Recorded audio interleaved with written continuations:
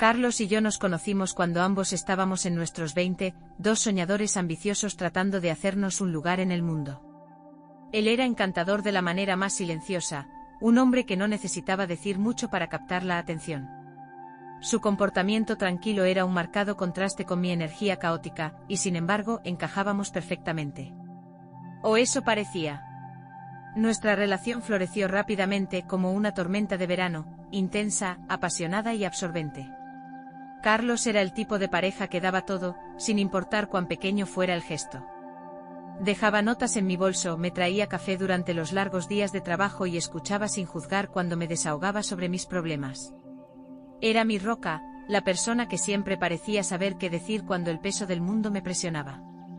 Nos casamos después de 3 años de noviazgo. La boda fue sencilla pero perfecta, celebrada en la iglesia donde sus padres se habían casado décadas atrás. Recuerdo caminar por el pasillo, viendo la cara de Carlos iluminarse con una sonrisa que sentí que podría llevarnos a través de cualquier cosa. En ese momento creí en él para siempre. Los primeros años de matrimonio fueron felices. Construimos una vida juntos, escapadas de fin de semana, perezosas mañanas de domingo y tranquilas noches cocinando la cena mientras la música sonaba suavemente de fondo. Carlos era todo lo que siempre había querido en una pareja, solidario, amoroso y estable. Pero la vida tiene una manera de poner a prueba incluso los lazos más fuertes. A medida que pasaban los años, empezaron a aparecer grietas. Eran pequeñas al principio, apenas perceptibles. Ambos teníamos trabajos exigentes, y el estrés de equilibrar nuestras carreras con nuestra vida personal comenzó a pasar factura. Carlos se volcó en su trabajo, a menudo quedándose hasta tarde en la oficina para asegurar el ascenso que había estado persiguiendo durante años. Lo apoyé, por supuesto, pero no pude evitar sentir que la distancia entre nosotros crecía. Mientras tanto, yo estaba luchando de maneras que en ese momento no comprendía completamente. Mi trabajo como gerente de marketing en una empresa de ritmo acelerado me dejaba agotada, y aunque amaba profundamente a Carlos, comencé a sentirme invisible. Él siempre era tan tranquilo, tan sereno, que empecé a dudar de si realmente veía la agitación interna que estaba experimentando. Me decía a mí misma que no era su culpa, que yo era quien necesitaba averiguar cómo sentirme completa de nuevo. Pero en el fondo, resentía la creciente brecha emocional entre nosotros. Y entonces apareció Javier. Javier era mi jefe en el trabajo, un hombre carismático y seguro de sí mismo que parecía dominar cada habitación en la que entraba. Tenía una manera de hacer que todos se sintieran vistos, como si sus palabras importaran más que cualquier otra cosa en ese momento. No era inmune a su encanto. Al principio, solo eran conversaciones amistosas durante los descansos para el café o charlas rápidas después de reuniones. Pero poco a poco, esas interacciones comenzaron a sentirse diferentes. Sus cumplidos permanecían en mi mente más tiempo del que deberían, y su atención se sentía como un salvavidas en un momento en el que me estaba ahogando en mis propias inseguridades. No tenía la intención de traicionar a Carlos. Lo amaba, o al menos eso creía. Pero cuanto más tiempo pasaba con Javier, más me encontraba ansiando la validación que él ofrecía tan fácilmente. Me hacía sentir especial, como si fuera alguien digno de ser notado. Era embriagador. Comenzó con mensajes de texto inofensivos, pequeñas bromas, palabras de aliento durante proyectos estresantes y el ocasional cumplido que me hacía sonrojar en mi escritorio. Me decía a mí misma que no era nada, que solo estaba exagerando interacciones inofensivas. Pero en el fondo sabía la verdad. Estaba caminando por una línea peligrosa, una que amenazaba con desmoronar todo lo que Carlos y yo habíamos construido juntos.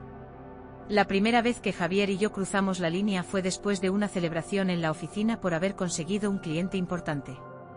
El equipo había salido a tomar algo y al final de la noche, solo quedábamos nosotros dos en el bar. Él me acompañó hasta mi coche, su presencia era a la vez reconfortante y emocionante. Cuando se inclinó hacia mí, no me alejé. Desearía poder decir que fue un momento de debilidad, pero la verdad es que una parte de mí quería que sucediera. Un momento se convirtió en dos y antes de darme cuenta, estaba viviendo una doble vida. De día era la esposa de Carlos, la pareja solidaria que intentaba mantener nuestro hogar funcionando sin problemas a pesar de las grietas debajo de la superficie. De noche era alguien completamente diferente, perdida en la emoción de algo prohibido con Javier. Me decía a mí misma que no era serio, que no significaba nada. Pero la culpa me carcomía de una manera que no podía ignorar. Carlos comenzó a notar los cambios en mí. Me preguntaba si todo estaba bien, su preocupación era evidente en la forma en que estudiaba mi rostro en los momentos de silencio en casa. Siempre le sonreía, lo tranquilizaba y descartaba sus preocupaciones. Solo estoy cansada, decía, o el trabajo ha sido una locura últimamente. Me creyó porque quería hacerlo. Porque ese era el tipo de hombre que era, confiado, paciente y profundamente enamorado de mí. Pero el amor solo puede cegar a alguien por cierto tiempo. A medida que los días se convirtieron en semanas, y las semanas en meses, la tensión en mi doble vida se volvió insoportable. Cada mirada robada con Javier, cada mensaje secreto intercambiado, añadía más peso sobre mis hombros. Me decía a mí misma que podía manejarlo, que podía evitar que todo se desmoronara. Pero en el fondo sabía la verdad, estaba caminando sobre una cuerda floja, y era solo cuestión de tiempo antes de que todo colapsara. Carlos, siempre perceptivo, comenzó a notar que algo estaba mal. Notaba la distancia en mi mirada durante nuestras cenas, la forma en que me sobresaltaba cuando mi teléfono vibraba con un mensaje, las excusas que ponía para quedarme hasta tarde en el trabajo. Sus preguntas comenzaron siendo pequeñas, cautelosas.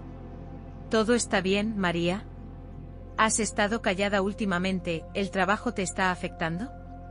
Lo tranquilizaba con una sonrisa forzada, diciéndole lo que creía que quería escuchar. Estoy bien, mentía, aunque podía ver la duda en sus ojos. No me presionó al principio. Pero a medida que pasaban los meses y mi secreto se volvía más difícil de ocultar, su paciencia comenzó a desvanecerse. Una noche, Carlos llegó temprano a casa. No lo esperaba, me había enviado un mensaje más temprano diciendo que llegaría tarde debido a una cena con un cliente. Yo estaba en la sala de estar testeando con Javier, cuando la puerta principal chirrió al abrirse. Al ver a Carlos parado allí, sosteniendo una bolsa de comida para llevar en una mano y su maletín en la otra, mi estómago se hundió. Hola, dijo su voz firme pero con un tono de sospecha latente. Pensé en sorprenderte con tu favorita, comida tailandesa. Mi teléfono se resbaló de mi mano, cayendo con la pantalla hacia arriba en el sofá junto a mí. Por un breve momento me congelé. Había olvidado bloquear la pantalla, y la notificación con el nombre de Javier y su último mensaje. No puedo dejar de pensar en ti. Estaban terriblemente visibles. Los ojos de Carlos se dirigieron al teléfono. No dijo nada al principio, pero la expresión en su rostro fue suficiente para destruir la frágil ilusión a la que me había estado aferrando. La chispa en sus ojos, el calor que siempre había estado allí, desapareció en un instante. ¿Quién es Javier?, preguntó en voz baja, su tono calmado de una manera que me aterrorizó más de lo que lo habría hecho si hubiera gritado. Tartamudeé, tratando de inventar una excusa, una mentira, cualquier cosa para suavizar la situación. Pero era demasiado tarde. Había visto suficiente. María, dijo colocando la bolsa de comida para llevar sobre la mesa con un movimiento deliberado, necesito que me digas la verdad. Y así lo hice. Las palabras salieron de mí, crudas y desgarradas. Le conté todo, las noches largas, los mensajes, los momentos que había compartido con Javier. Le conté cómo me sentía invisible, cómo anhelaba validación de maneras que ni siquiera entendía completamente. Le rogué su perdón, las lágrimas bajando por mi rostro mientras apretaba sus manos, tratando de aferrarme al hombre que había traicionado. Pero Carlos no gritó. No se enfureció. Simplemente se quedó allí, mirándome con una expresión de profundo dolor e incredulidad. Cuando traté de acercarme a él, se apartó como si mi toque lo quemara. Ya ni sé quién eres, dijo con la voz quebrada. La mujer con la que me casé nunca haría esto. Y luego se dio la vuelta y salió por la puerta. Carlos se mudó de la casa al día siguiente. Dejó una nota en la encimera de la cocina, corta y directa: necesito tiempo para pensar. No me contactes. El vacío que dejó atrás era sofocante. Por primera vez, entendí verdaderamente la gravedad de lo que había hecho.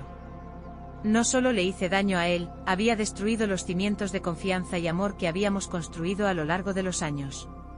Las siguientes semanas fueron un borrón de silencio y dolor. Carlos me evitó por completo, comunicándose solo a través de su abogado cuando finalmente presentó la demanda de divorcio. Los papeles llegaron una mañana lluviosa de martes, el sonido de las gotas de lluvia contra la ventana casi ahogando el dolor vacío en mi pecho. Estuve mirando el sobre durante horas antes de encontrar el valor para abrirlo. Dentro estaban los documentos que terminarían oficialmente con nuestro matrimonio. Él había dejado claro que no quería una pelea, no pidió nada más que la casa y el coche. Solo quiero que esto termine, había escrito en una breve nota adjunta a los papeles. Los firmé el mismo día, las lágrimas borrando la tinta mientras garabateaba mi nombre. No tenía derecho a disputar nada, no después de lo que había hecho. Carlos merecía paz, incluso si venía a costa de mi propia felicidad. La última vez que vi a Carlos fue el día en que vino a recoger sus cosas. Llamó a la puerta en lugar de usar su llave, un pequeño detalle que dolió más de lo que podría haber imaginado. Cuando abrí la puerta, entró sin decir una palabra, su rostro compuesto pero distante. Lo observé mientras empacaba sus pertenencias, su ropa, sus libros, las fotos enmarcadas que una vez colgaron en nuestras paredes. Cada objeto que tomaba era como otro pedazo de mi corazón siendo arrancado. Quería hablar, rogarle que se quedara, pero las palabras se quedaron atrapadas en mi garganta. Cuando terminó se detuvo en la puerta, su mano descansando sobre el pomo. Por un momento pareció que podría decir algo. Pero en su lugar, se giró hacia mí con una mirada de tranquila decisión. «Espero que encuentres lo que buscas, María», dijo suavemente. «Adiós». Y luego se fue. El divorcio se finalizó un mes después. Carlos y yo no hablamos de nuevo ni siquiera para decir adiós. Él siguió adelante literalmente y figurativamente, dejando atrás la vida que habíamos construido juntos. Escuché a través de amigos en común que se había mudado a una nueva ciudad, comenzó un nuevo trabajo y parecía estar bien. Parte de mí se sintió aliviada al saber que estaba encontrando la felicidad nuevamente, pero otra parte de mí, la parte que aún lo amaba, dolía al pensar en él construyendo una vida sin mí. En cuanto a mí, me quedé recogiendo los pedazos de mi mundo destrozado. La terapia se convirtió en mi refugio, un lugar donde podía enfrentar las decisiones que había tomado y el dolor que había causado. Pero ninguna cantidad de reflexión personal podía deshacer el daño. Había destruido a la única persona que me había amado incondicionalmente y la culpa de eso me acompañaría para siempre. Carlos se había ido, y con él se fue la vida que había dado por sentada. Lo único que podía hacer ahora era tratar de encontrar una manera de vivir con las consecuencias de mis acciones, un recordatorio diario del costo de la traición. Pasaron 5 años cuando finalmente vi a mi exesposo, Carlos, el hombre que una vez pensé que era mi alma gemela. Él había descubierto mi aventura con mi empleador, Javier, y la traición no solo lo había destrozado a él, sino también la vida que habíamos construido juntos durante los últimos 10 años. Todavía podía imaginar a Carlos allí, atónito y en silencio, con las manos temblorosas mientras sostenía la bolsa de comida para llevar que había traído para mí. La chispa en sus ojos desapareció en el momento en que vio a Javier y a mí en una posición tan comprometida. No gritó. No se enfureció. Simplemente me miró como si fuera una extraña antes de dar media vuelta y alejarse. El divorcio siguió poco después. Carlos se negó a hablar conmigo, y no podía culparlo. Firmé los papeles entre lágrimas, sabiendo que no tenía derecho a luchar por nada, nuestra casa, nuestros recuerdos, o él. Cuando todo terminó me fui de la ciudad, incapaz de soportar el peso de mis errores ni el juicio de nuestros amigos en común. Los años que siguieron fueron dolorosos. La terapia se convirtió en mi tabla de salvación, un lugar donde podía enfrentar las partes más profundas de mí misma que me llevaron a la infidelidad. No era solo el engaño con lo que tenía que lidiar, sino con la soledad, el miedo de no ser suficiente y la desesperada necesidad de validación que había buscado en Javier. Había destruido la parte más significativa de mi vida, y ninguna cantidad de autorreflexión podría deshacer el daño. La culpa me devoraba cada día, pero lo que más dolía no era la aventura en sí. Era darme cuenta de lo profundamente que Carlos me había amado de maneras que no había apreciado completamente. Él había sido paciente, amable y comprensivo, la única persona en la que siempre podía confiar. Y sin embargo lo traicioné. Javier no había sido más que una escapatoria fugaz, una distracción momentánea en una vida que se sentía vacía. Al final, ese breve alivio me costó el amor de mi vida. Cuando recibí la invitación de boda, casi no la abrí. Era de Laura, una de las amigas más cercanas de Carlos, que siempre había sido amable conmigo. Su nombre me trajo recuerdos de cenas, viajes y risas que parecían pertenecer a otra vida. Dudé, pero finalmente abrí el sobre. Mi estómago se hundió cuando vi el lugar de la boda.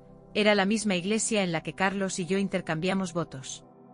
Quería romper la invitación y tirarla, pero algo dentro de mí, quizás una necesidad de cierre, me impulsó a ir. Nunca le había dado a Carlos una disculpa real ni había tenido la oportunidad de decir adiós. Ahora era mi oportunidad. La iglesia parecía casi exactamente igual que el día de nuestra boda, con las mismas vidrieras, el suave resplandor de las velas y el tenue aroma a madera envejecida y rosas. Cada rincón parecía resonar con recuerdos de Carlos. Escaneé nerviosamente a la multitud, temerosa y esperando ver a él. Y entonces lo vi. Tomé la decisión de asistir, sintiéndome como un fantasma caminando por los pasillos de mi pasado. Carlos, sentado cerca del frente, lucía elegantemente impecable con un traje oscuro. Su cabello ahora tenía más canas, pero su postura era confiada y segura. Estaba hablando con una mujer de cabello rojo brillante, que se reía de algo que él había dicho, su mano rozando ligeramente su brazo. Un nudo de arrepentimiento y celo se apretó en mi pecho. ¿Era ella quien lo había reemplazado en su corazón?